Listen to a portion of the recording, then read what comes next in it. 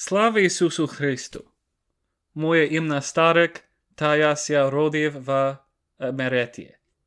Я хочу навчити говорити по-русинськи, але я дома говоримо лем по-англійськи. Я живу дома з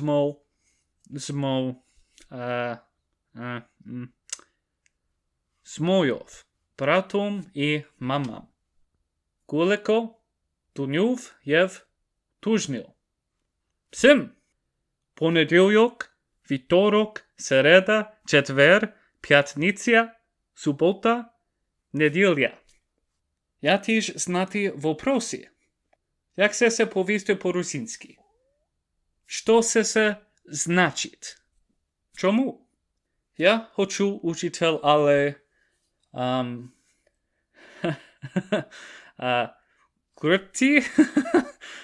Як це повісти по-нашому? Філ. Не дуже добре говорю по-русинськи. Я люблю шоколадне мороженое, але золото. Я тото люблю десята.